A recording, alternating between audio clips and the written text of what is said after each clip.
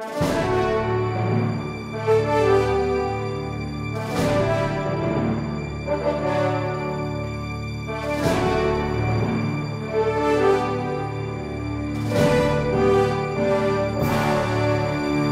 selamat pagi semuanya. Kurang keras, mumpung ada Pak Bulenya. Keras lagi, semangat lagi. Selamat pagi Jogja. Istimewa. Nah, gitu dong. Tepuk tangan dulu, tepuk tangan dulu. Oke, di pagi ini ya, nanti saya akan membahas mengenai fitur-fitur yang mungkin sudah banyak dilupakan oleh orang, meskipun fitur itu sudah ada dari versi awal Mikrotik. Nah, fitur apa saja ya, kita akan coba bahas di sini, tetapi sebelumnya izinkanlah saya untuk memperkenalkan diri. Nah, ini. Ini nama saya Pujo Dewa Broto ya. Saya bekerja di Citra Web. Kalau dari kemarin itu presentasinya ada yang memperkenalkan sebagai apa kemarin? Training manager, ada yang owner, kemudian tadi ada yang expert IT. Nah, di sini saya di Citra Web ini adalah sebagai karyawan yang terabaikan. Loh, bener. Kenapa? Karena kalau Anda main ke kantor nyari saya pasti nggak pernah ada. Jadi saya itu kalau disuruh masuk ya alhamdulillah, kalau disuruh jalan-jalan ya berangkat kayak gitu. Nah, tugas saya di Citra Web ini cuman suruh jalan-jalan untuk ngajar di kelas trainingnya si Citra Web. Nah, kebetulan untuk sertifikasinya untuk saya udah lengkap semua ya. Kemarin juga saya juga baru dapat training MTC INE. Mana yang kemarin training MTC INE? Ayo ngacung. Nggak ada. Pak Paul, tolong Pak Paul. Nggak ada. Wah, udah pulang semua ternyata. Oke, kita lanjutkan ya. Kira-kira fitur apa yang tidak pernah Anda gunakan di router? Ayo. Fitur apa? Kalau ini pernah dipakai enggak? Routing. Siapa di sini yang pernah masang default gateway? Enggak ada yang pernah pasang default gateway. Terus gimana caranya ke internet kalau enggak ada default gateway? Harusnya udah pernah ini routing. Kemudian bandwidth management pasti juga banyak yang pernah pakai. Kemarin Pak Valen sama bodyguardnya udah presentasi mengenai bandwidth management ya kan. Kemudian ada fitur firewall. Kemarin Pak Heri Darmawan presentasi mengenai QoS packet flow ya kan. Kemudian tadi Pak Robi membahas mengenai wireless, ada juga. Kemudian VPN, ada nggak ya yang bahas kemarin? Ya ada ya. Belum ada VPN kelihatannya. Kemudian server, di Mikrotik juga ada banyak fitur server. Kemarin kalau Anda mengikuti yang sore hari, ada Om Genit yang membahas mengenai DNS server, ingat? Nah, itu Mikrotik juga bisa digunakan sebagai DNS server. Nah, tetapi fitur lainnya sebenarnya bisa Anda lihat di halaman wiki. Ya. Di sini akan saya coba ulas mengenai fitur-fitur yang jarang digunakan oleh orang. Fitur apa saja itu? Oke, kita mulai. Nih, router apa ini? Omnitic, bener. Yang kayak pentungan tuh Omnitic. Terus apa lagi yang kotak kecil ini? Kira-kira apa? 750. Benar, 750, tetapi karena ini portnya warnanya kuning ya, itu berarti yang 750 UP. Kemudian ada satu lagi, ini 5 port yang gede, itu apa itu kira-kira? Switch 260 GSP. Kemarin yang sudah dibahas oleh Pak Paul mengenai PoE out. Nah, di sini saya juga ingin menambahkan ya, untuk power voltage yang bisa kita gunakan di Mikrotik itu nanti masing-masing board berbeda. Itu bisa kita lihat di dalam kalau di gambar ini kelihatan dia bisa inputnya DC-nya berapa volt dari berapa volt. Nah, kerennya di Mikrotik itu dia bisa menggunakan 2 power sekaligus. Anda coba tancapkan power adaptor bisa, pakai PoE in juga bisa. Jadi Anda nggak usah khawatir kebakar. Nah, ini berlaku hanya untuk router-router yang keluaran baru, mungkin sekitar 2012 ke atas. Kalau yang pakai yang versi lama jangan, karena nanti kebakar. Nah, di sini kalau Anda menancapkan 2 power sekaligus, ya dia akan menggunakan power yang voltage-nya paling besar. Contoh, mungkin Anda menggunakan yang DC adaptor cuma 12 volt, tapi yang POE in dia pakai yang 24 volt. Otomatis dia akan pakai yang 24 volt. Begitu yang POE in-nya putus, ya dia otomatis akan switching ke yang 12 volt. Itu bisa kayak gitu. Nah, kalau Anda mengaktifkan POE out, ya nanti secara otomatis voltage yang Anda masukkan di inputnya juga akan sama di outputnya. Ini juga kemarin sudah dibahas oleh Pak Paul, untuk maksimum portnya itu hanya bisa 500 mA arusnya, tapi kalau Anda pakai yang firmware versi 2 dia bisa 1 ampere per port. Kalau total 4 portnya itu mengaktifkan POE out semua, ya dia hanya bisa 2 ampere atau 2,2 ampere. Nah, ada satu option yang tersembunyi di dalam POE. Ada yang pernah tahu? Kira-kira fitur apa? Ada yang pernah nyoba belum POE out? Belum pernah? Ada salah satu fitur di mana Anda bisa mengaktifkan ini, setting Ether 1 POE in long cable. By default dia aktifnya no. Nah, POE in long cable ini biasanya kami gunakan kalau misalnya saya memasang Omnitic ini di atas tower, itu kan biasanya towernya tinggi tuh, mungkin 30 sampai 50 meter ya kan. Kabel POE-nya panjang. Nah, kemudian daripada saya narik kabel power baru untuk akses point yang lain, saya mengambil POE out dari Omnitic itu. Nah, kadang di lapangan powernya itu tidak mau nyala. Nah, cara memaksa supaya bisa menyala bagaimana? Disinilah opsinya ini dipakai. Set Ether 1 POE in long cable, artinya apa? Omnitic tahu bahwa powernya itu ngambilnya dari POE in yang kabelnya panjang. Tetapi nggak tahu kenapa kalau Anda lihat di mana ya? Di sini ada kok. Anda coba lihat di tengah itu nanti harusnya ada satu Omnitic sama RB411. POE-nya nggak panjang, paling cuma 5 meter, tapi juga tetap harus dipaksa ini diaktifkan supaya POE-nya keluar. Ya. Nah, konsekuensi kalau Anda mengaktifkan fitur ini di wiki tertulis bahwa tidak ada pengecekan kabelnya itu short atau enggak. Konsekuensinya di situ. Jadi kalau Anda yakin crimping kabel Anda sudah benar, Anda aktifkan fitur ini oke. Tapi kalau Anda mungkin masih belajar crimping, kayak saya sering melintir-melintir gitu kabelnya, mungkin fitur ini jangan diaktifkan. Ya. Itu untuk yang POE.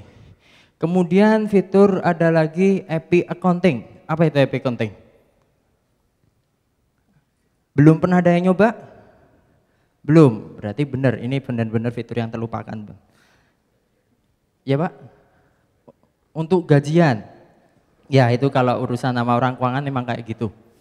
Nah, AP accounting ini gunanya apa? Gunanya ini si router bisa menampilkan atau memberikan statistik dari traffic yang melalui router Anda. Bagaimana pengaktifannya? Itu ada di menu AP, kemudian accounting, ya paling gampang ya cuman dicek enable accounting, itu beres, udah jalan sebenarnya. Nah, untuk melihat datanya bagaimana, Anda bisa menekan tombol snapshot, boleh, atau Anda mengaktifkan web access. Jadi Anda bisa membuka hasil tampilannya itu nanti seperti ini. IP-nya si router /accounting/AP CGI. Nah, ini nanti dia akan menampilkan statistik antara source IP-nya dari mana, destinasinya kemana, kemudian besar paketnya berapa, kemudian besar bednya berapa, ya kan? Kalau Anda lihat mungkin wah cuman angka-angka nggak jelas gini. Tetapi sebenarnya kalau dia sudah berbasis web masih bisa kita kita parsing dari aplikasi lain. Jadi kita tarik ke sebuah aplikasi, kemudian kita tampilkan secara statistik supaya bisa enak dilihat. Nah biasanya kan bos maunya taunya kayak gambar kayak gini, dia nggak mau lihat yang bintang-bintang nggak jelas gitu. Nah ini adalah salah satu aplikasi yang dibuat oleh salah satu user di forum.mikrotik.com, ya. Ini saya ambil namanya Daniel, user ID-nya Daniel M. Ya. Jadi dia berbasis kalau nggak salah ini Delphi, ya dia ngambil dari halaman web kemudian diolah. Oh ternyata yang paling banyak dibuka Pak Bos itu playboy.com dan sebagainya, itu bisa kelihatan. Nah, oke, ini untuk IP accounting ya. Tetapi sebenarnya ada lagi yang lebih kompleks, yang lebih komplit, yaitu menggunakan IP traffic flow. Tugasnya sama, dia sama-sama untuk menampilkan atau memberikan statistik dari traffic yang melalui di router Anda. Dia ada di menu IP, kemudian paling bawah traffic flow ya, tinggal Anda enable. Nah perbedaannya dengan IP accounting apa? Kalau traffic flow ini dia akan mengirimkannya itu secara real time dan itu dikirim ke mesin lain yang menjalankan namanya itu net flow analyzer atau traffic flow analyzer. Nah, di sini saya tentukan oke, target itu berarti statistiknya ini, informasinya ini saya kirimkan ke mesin IP berapa. Saya tentukan di sini portnya berapa dan seterusnya. Nah, ini gambarannya. Jadi setiap ada aktivitas traffic data di router Anda ya, itu nanti statistiknya, informasinya itu akan dikirimkan ke mesin kolektornya ini. Nah kolektornya ini mau Anda pakai Windows boleh, mau pakai Linux boleh, itu banyak aplikasi gratisan ataupun yang berbayar. Ini salah satu contoh aplikasi yang gratisannya ya. Ini apa ya nama aplikasinya lupa saya, tapi ini untuk websitenya ada di sini. Itu juga mirip dengan IP accounting tadi, cuman ini lebih kompleks, lebih lengkap lagi datanya. Oke, itu untuk IP accounting dan IP traffic flow. Ada fitur lagi, ada yang pernah dengar TFTP server enggak? Ada yang pernah dengar? Apa itu TFTP? Kalau saya nggak salah, nama TFTP itu kepanjangannya adalah Trivia File Transfer Protocol. Sama kayak FTP, cuman dia lebih sederhana. Nah, kapan kita menggunakan TFTP ini? Ya, TFTP ini bisa menjadi kayak semacam file server yang ada di router Anda. Nah, biasanya ini diaplikasikan dengan perangkat-perangkat yang istilahnya itu apa sih dulu? Diskless computing. Jadi ada sebuah perangkat, tidak ada tidak ada harddisknya, ya dia cuman monitor, keyboard, mouse, sama sebuah CPU. Nanti OS-nya itu dia bisa ngeload dari mesin lain. Nah, cara ngeloadnya bagaimana? Dia menggunakan transfer TFTP ini. Nah, TFTP di Mikrotik bisa kita gunakan untuk melakukan instalasi ulang RB260 series. Anda pakai RB250 GS atau 260 GSP. Nah, bagaimana cara ngupgrade atau misalnya ada kernel panik di OS Anda, cara install ulangnya bagaimana? Kita gunakan TFTP ini. Di router, di salah satu router Anda, ya, Anda cukup mengaktifkan DHCP server dan TFTP server. Nanti di salah satu port dari router RB450, contohnya di depan ini 450, Anda sambungkan ke Ether 1. Bagaimana cara memaksa si router supaya booting ke TFTP, ya ke netboot namanya? Tinggal Anda tekan dan tahan tombol resetnya, ya. Kemudian nyalakan powernya sambil tetap ditahan tombol resetnya, baru dilepas. Dia nanti secara otomatis akan booting ke network. Ini salah satu contoh config-nya ya, di FTP-nya saya setting file name-nya apa. File yang mau saya load di switch saya itu apa. Nah ini bisa Anda tentukan di dalam real file name-nya ini. Itu untuk TFTP. Kemudian ada fitur lagi spektral. Udah ada yang pernah nyoba? Belum juga. Di Mikrotik fungsi wirelessnya itu ada banyak. Ya. Ada frekuensi usage. Kemudian ada scanner, kemudian ada snooper dan sebagainya. Nah itu menu-menunya itu tombol-tombolnya ada di menu interface wireless. Jadi banyak orang pakai. Nah untuk spektral ini dia tidak ada di Winbox, hanya bisa menggunakan command line.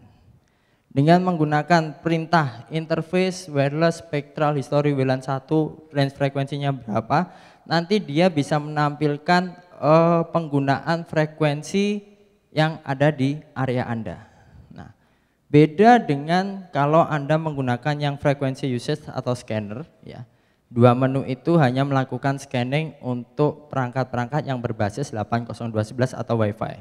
Nah, tapi untuk yang spectral scan ini dia bisa melakukan scanning semua, istilahnya semua protokol yang ada di frekuensi tersebut. Contohnya, Anda mungkin nggak nyadar kayak mouse wireless Anda itu juga pakai frekuensi 2,4. Atau Anda pakai yang sistem apa sih? HT yang 2,4. Itu kalau Anda scan nggak kelihatan. Tetapi begitu Anda menggunakan spektral, dia akan kelihatan. Nah, jadi ini dia fungsinya ini bisa lebih detail daripada Anda menggunakan frekuensi usage.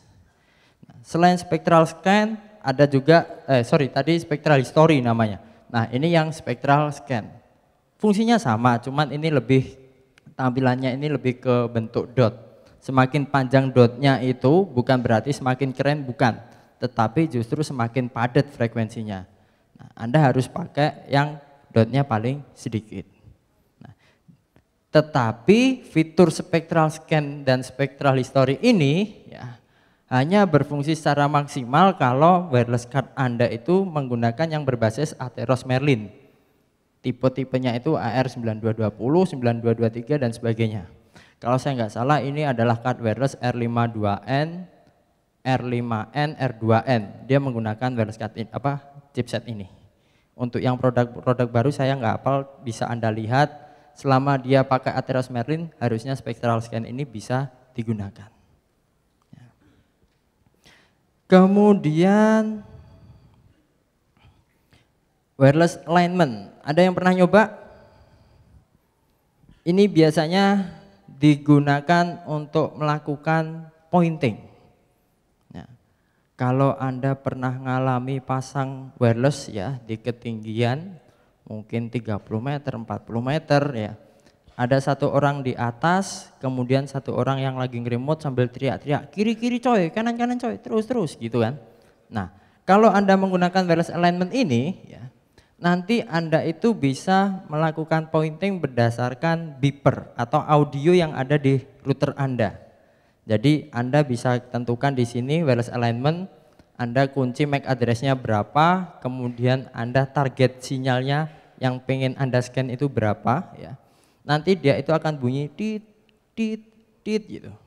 Semakin kuat sinyalnya, titnya semakin banyak. Ya.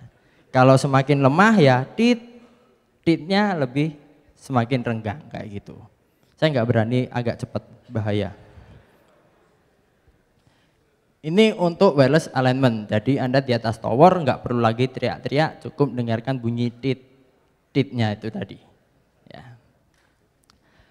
Kemudian fitur apa lagi ya? Lupa saya. Nih, LED, LED. Ada yang pernah mainan LED di routernya? Ini mungkin fungsinya nggak terlalu banyak, hanya untuk iseng-iseng aja. Jadi fungsi-fungsi LED yang ada di router Anda itu bisa di custom. By default, kalau dari pabrikannya Anda nancep di Ether 1, LED yang nyala LED 1. Anda nancepin di Ether 2 ya LED 2 yang nyala dan sebagainya. Sebenarnya Anda bisa custom. Dulu saya pernah ngisengin orang RMA, saya bikin LED-nya ini nyala di interface yang lain. Panik dia, wah ini harus RMA mas, kayak gitu. Padahal sebenarnya untuk sistem LED-nya bisa kita atur. Nah, pengaplikasian sistem LED-nya ini untuk apa aja? Ini saya infokan contoh LED kayak RB411. LED-nya ada di sebelahnya ini, ada 5. 433 series juga ada 5. Kalau Anda pakai yang router-router imut-imut putih-putih, LED-nya udah ada di luar kelihatan. Nah, LED-nya ini bisa kita custom untuk berbagai fitur nih. Contohnya Anda bisa menggunakan LED-nya ini sebagai indikator modem sinyal Anda. Kalau Anda menancapkan 3G modem itu bisa. Atau mungkin berdasarkan sinyal strength wireless Anda, itu bisa. Jadi bisa di custom, nggak mesti kalau nyolok Ether 1 pasti LED 1 nyala, enggak. Itu bisa di custom. Tetapi jangan lupa nanti Anda malah panik sendiri, kok nancep Ether 1 kok nyala, kok Ether 5 kayak gitu malah ribet. Ya, jadi Anda harus ingat-ingat kalau Anda mainan sistem LED ini. Kemudian ada fitur scripting. Siapa di sini yang biasa mainan scripting? Ya. Scripting ini sebenarnya kalau untuk orang kayak saya ini biar kelihatan kayak hacker, Pak. Dia pakai command line. Padahal sebenarnya script itu adalah tombol apa yang Anda tekan di Winbox itu dibentuk dalam command line. Nah, jadi sebenarnya script dengan menggunakan Winbox itu sama. Bedanya apa? Kalau Anda menggunakan script ini nanti Anda bisa membuat sebuah rutin. Jadi dalam sebuah script itu bisa melakukan banyak hal sekaligus dan itu hanya dengan satu kontrol. Nah, script ini nanti bisa kita gunakan di fitur lain. Contoh fiturnya apa? Ya, salah satunya mungkin ini.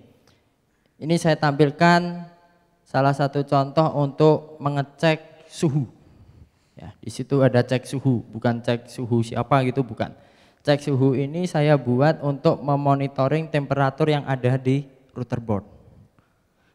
Ada yang pernah ngecek temperatur di router board di menu apa? Di mana?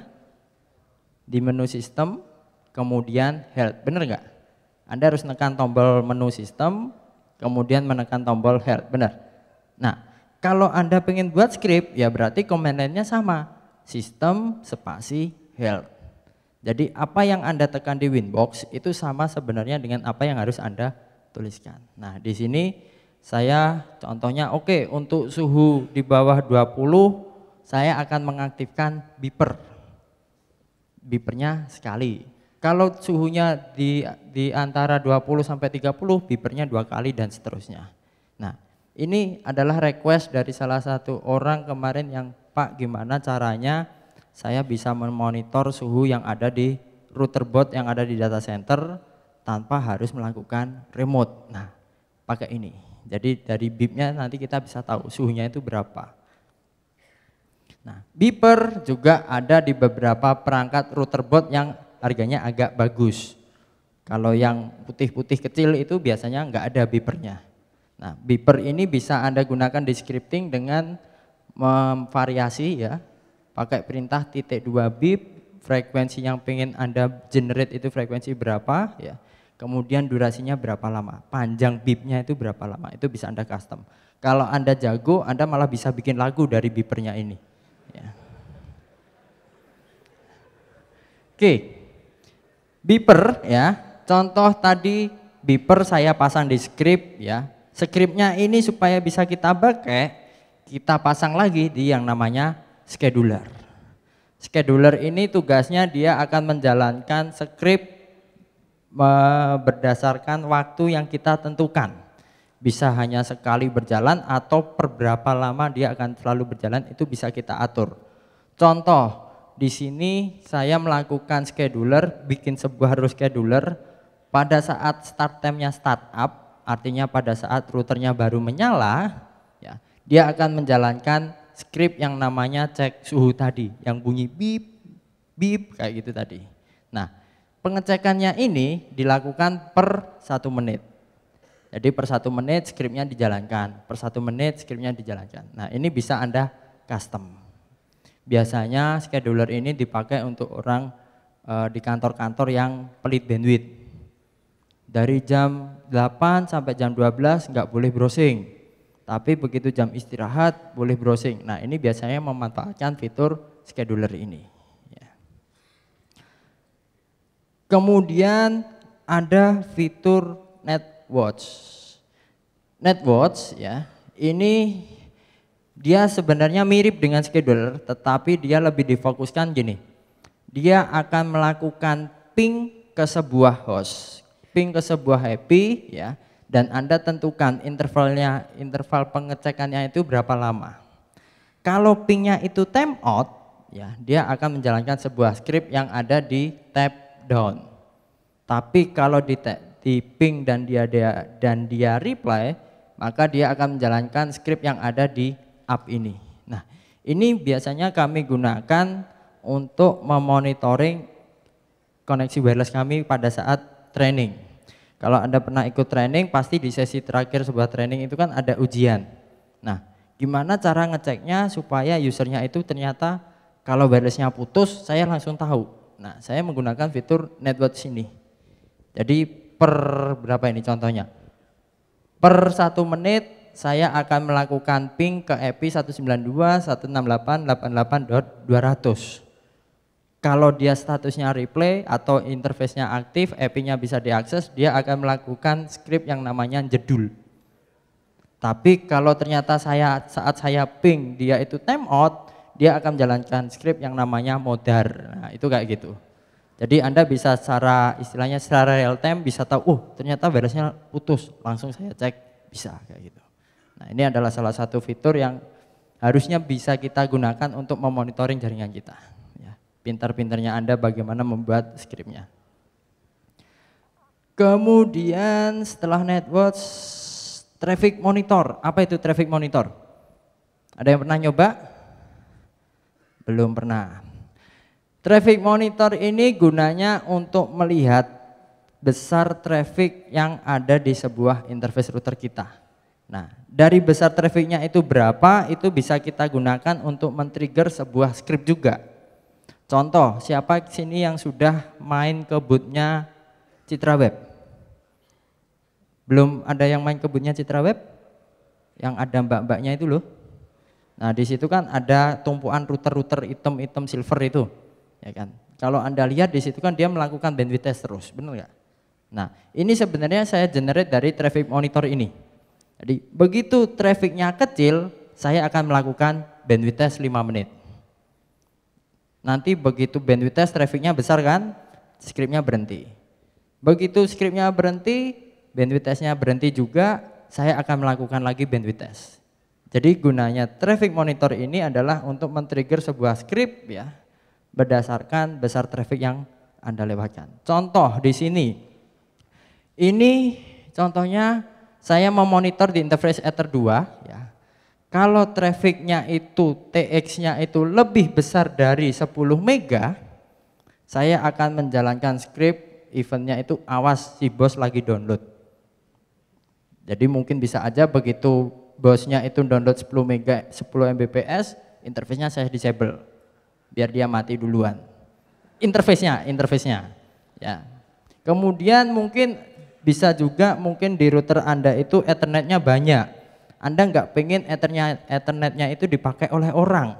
Nah, Anda bisa aja memonitor di interface-interface yang kosong itu. Kalau di tempat saya ini contohnya ini, monitor Ether kosong. Begitu ada traffic di atas 128 kbps, berarti trafficnya lagi ditancepin orang, internetnya. Nah, nanti saya menjalankan script curan width kayak gitu. Tahu curan width apa? Nah, ini yang tahu ini biasanya curan core. Oke. Itu untuk traffic monitor ya. Berikutnya ada tombol di atasnya exit. Siapa yang pernah mencet tombol ini? Pada ketawa, ini pasti pernah ini. Sebenarnya setiap Anda beli perangkat router board ya, Anda nggak perlu beli buku. Kenapa? Karena semua panduannya itu ada di menu manual ini. Begitu Anda pencet manual, dia akan otomatis membuka sebuah pop-up. Pop-up-nya ini menuju kemana? Kemana? Benar sekali, ke wiki.mikrotik.com. Jadi daripada Anda panik gimana cara settingnya ya kan, tanya forum malah salah terus jawabannya. Nah, mending Anda mencet tombol manual ini. Nah, tetapi syarat supaya manual ini bisa berfungsi apa kira-kira? Betul, routernya harus sudah bisa terkoneksi ke internet. Nah, padahal cara ngonfig ke internetnya belum tahu ya. Gimana cara baca manualnya itu? Ya, itulah dilemanya orang mikrotik. Biarkan mereka berkarya. Ini untuk manual. Nah, terakhir ada salah satu fitur yang mungkin jarang banget orang pakai ini. Kira-kira apa? Ini yang terakhir deh. Sebutin, kalau benar saya kasih tanda tangan saya. Kira-kira fitur apa? Di atasnya manual, make support riff. Oh, itu kalau Anda biasa tanya di web kami di layanan pelanggan, pasti sering bikin support riff ini. Bukan, ada satu lagi, fitur apa kira-kira? Satu baris perintah yang ini istilahnya banyak sistem administrator yang takut akan fungsi perintah ini. Apa? Betul. Apa ini? Banyak orang itu sering memperkosa routernya. Begitu udah selesai cabut powernya kayak gitu. Itu nggak baik. Nggak baik untuk kesehatan si router, ya.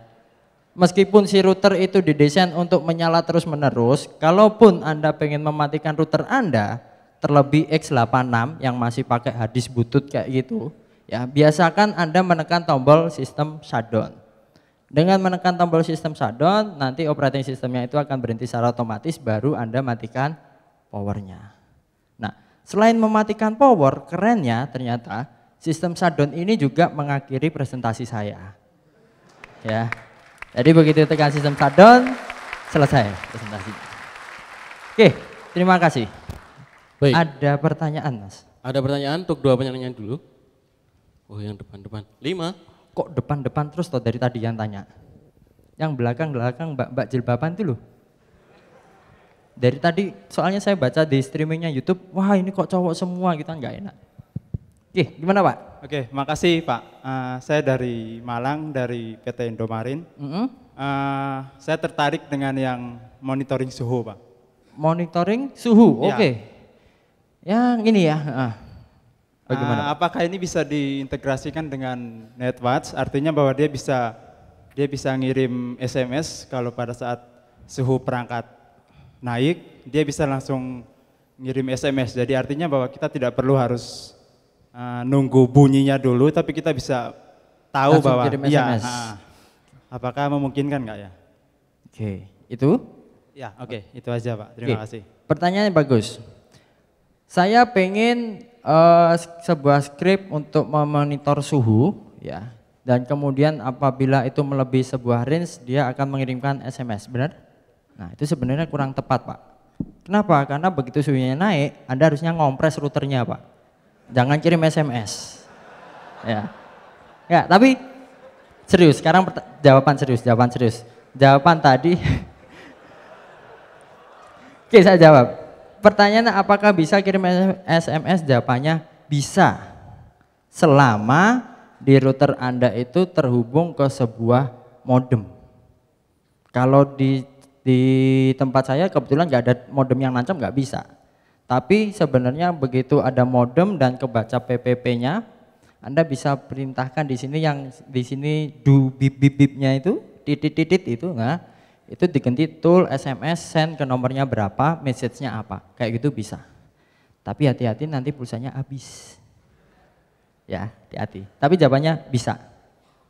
Oke, ada lagi pertanyaannya? Satu lagi dari mbak-mbak yang jilbaban ada nggak? Dari baris ini? Tes. Ya, ibunya ini. Ya, setuju saya. Setuju. Pak belakang Pak. Oke, Assalamualaikum warahmatullahi wabarakatuh. Waalaikumsalam warahmatullahi wabarakatuh. Saya tertarik dengan slide tadi TFTP. Yang- Apakah itu fungsinya sama dengan net install? Mohon penjelasannya. Oh, Kemudian yang kedua, apakah itu hanya cocok digunakan untuk RB 250 atau boleh di atas itu? Makasih. Assalamualaikum warahmatullahi wabarakatuh. waalaikumsalam warahmatullahi wabarakatuh. Oke, TFTP apakah bisa digunakan untuk proses net install router boot? Benar? Ya. Ada yang bisa bantu saya jawab? Pertanyaan susah ini soalnya. Jawabannya itu setelah saya coba ternyata tidak bisa Ibu. Kenapa? Karena di proses net install itu dia melakukan proses formatting partisi juga. Nah, beda dengan TFTP ini, dia itu hanya tugasnya mentransfer file aja.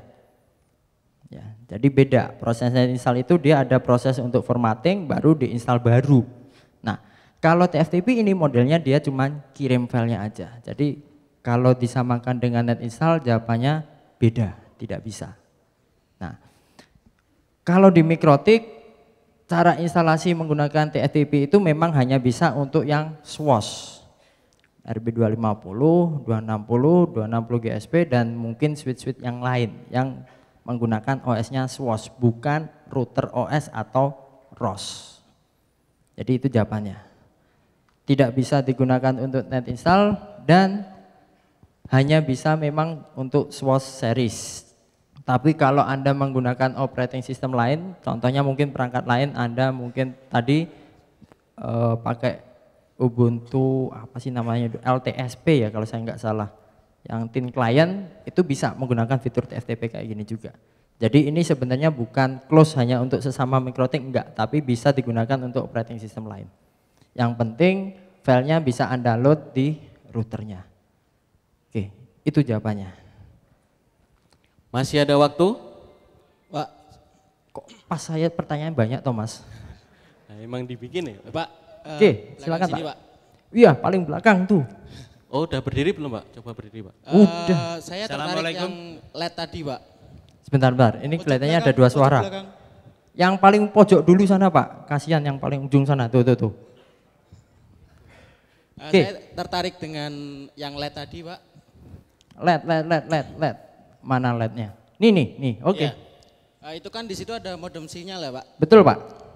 Kalau misalkan penggunaan apa namanya untuk modem tadi yang modem sinyalnya itu penggunaan LED-nya bisa nggak lebih dari 2 atau 3 gitu, misal semua LED-nya digunakan, misal LED pertama untuk sinyalnya jelek atau selain LED-nya semua dipakai 5 LED itu sinyalnya bagus gitu, bisa Pak? Oke. Untuk modem dan untuk wireless misal di RP751 atau 951 gitu. Itu misal penggunaan LED untuk sinyalnya bisa Pak? Oke, itu aja Pak?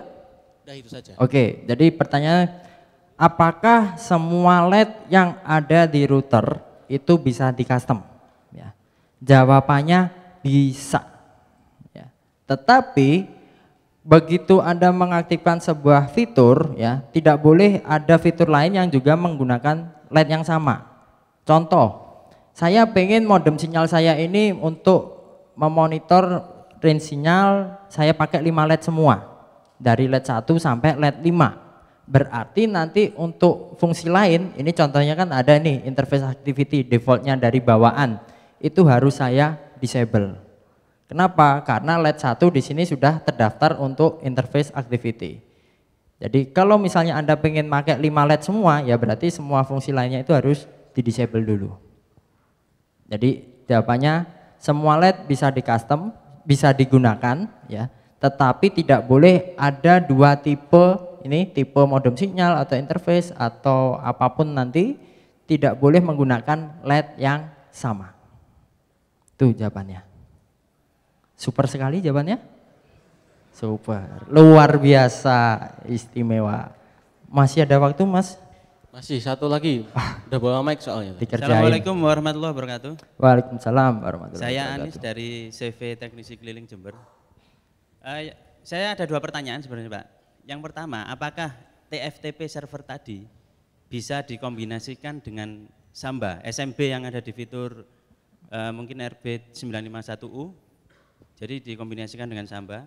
Kemudian yang kedua, mengenai LED tadi, seandainya saya kepingin melihat kekuatan sinyal dari modem USB saya, jadi saya tinggal klik script, berubah menjadi melihat sinyal strength-nya, kemudian saya klik script lagi, mungkin melihat aktivitas dari masing-masing internet, bisa seperti itu. Jadi menggunakan script. Oke, saya telah dulu Pak, saya agak bingung. Pertanyaan pertama, apakah TFTP ini bisa dikombinasikan dengan Samba? Ya, jawabannya ini harusnya bisa, nggak masalah. Kenapa? Karena TFTP ini adalah sebuah istilahnya sebuah apa ya, aplikasi standar. Tidak hanya di MikroTik, pakai Linux pun ada TFTP ya kan. Jadi harusnya Anda pakai Samba pun bisa menggunakan TFTP ini. Oke. Kemudian pertanyaan yang kedua, saya pengen kalau mengeksekusi sebuah script, dia akan berubah menjadi indikator dari sinyal modem saya. Kemudian saya pencet script lagi, dia akan apa tadi lupa saya. Oh, akan kembali lagi ke aktivitas statusnya. Sebenarnya bisa. Jadi itu tadi hubungannya malah di sistem script, Pak. Ya, jadi Anda bikin script di sini. Kalau Anda mau ngerubah LED, ya kalau mau ngerubah LED kan berarti saya harus masuk ke menu sistem, kemudian LED, bener nggak? Ya, jadi Anda bikin sebuah script di situ sistem LED, tipenya interface status, interface-nya apa? Disable yes atau disable no. Jadi on off-nya itu tinggal menentukan disable-nya yes atau no gitu aja. Jadi Anda harus bikin 2 script berarti. Gimana alurnya? 1 script, kalau Anda pakai yang modem sinyal, berarti yang interface activity di disable dulu. Kebalikannya, di script yang kedua modem sinyalnya disable, kemudian interface activity-nya yang di enable kayak gitu. Jadi cuma sistem enable disable aja sebenarnya. Jawabannya bisa kayak gitu. Sudah Mas Yoga? Masih ada waktu lagi, 1 pertanyaan lagi. Pokoknya sampai lemes jatahnya ya. Sampai nangis berdarah-darah ya. Ini biar Pujo semangat, mungkin ada teman-teman cewek yang bisa bertanya sesuatu ke dia. Apa aja deh pokoknya Tanya cewek. dulu ya, Mas. Dia mintanya gitu soalnya. Mas Pujo, Ya, gimana Bapak? mau tanya antara Netwatch sama Watchdog itu bedanya di mana? Terus yang kedua, apakah Mikrotik ini kan sekarang udah banyak smartphone gitu. Terus kan kedepannya ada smart home, jadi rumah yang pintar. Apakah nanti Mikrotik kedepannya bisa support kayak umpamanya kita bisa nge-remote lampu rumah kita itu nyala dari internet gitu. Taruh kata seperti itu. Terima kasih. Oke. Apa perbedaan antara Netwatch dan Watchdog? Nah, bener Pak, harusnya Bapak ketemu saya sebelumnya supaya saya bisa bahas materi Watchdog. Itu juga jarang dipakai orang. Netwatch itu gunanya untuk melakukan ping ke perangkat lain. Nah, beda dengan Watchdog, dia akan mencoba melakukan ping ke localhost router Anda. Kalau localhost-nya itu tidak bisa di-ping, dia akan nge-restart router. Bedanya di situ. Kalau Netwatch Anda bisa custom, siapa yang mau di-ping, terus up. Kalau replay bagaimana, kalau down bagaimana. Tapi kalau Watchdog itu nggak bisa di-custom. Dia hanya bisa melakukan ping ke router, ngecek localhost router Anda. Kalau dia itu nggak bisa di-ping, dia akan mereboot router secara otomatis. Nggak bisa di-custom, kirim email atau sebagainya nggak bisa. Lupa, setahu saya untuk yang terakhir bisa kirim support riff, bisa generate support riff juga. Jadi dari support riff itu nanti Anda bisa tahu config-nya kayak apa. Itu untuk Netwatch Pak. Watchdog. Watchdog itu berarti apa? Wuk-wuk penjaga. Ya, kayak gitu. Sudah Mas ya? Udah. Oke. Sudah ya? Udah Oke, kelihatan terima lemes. kasih semuanya. Tangan dulu dong buat Pujo. Oke.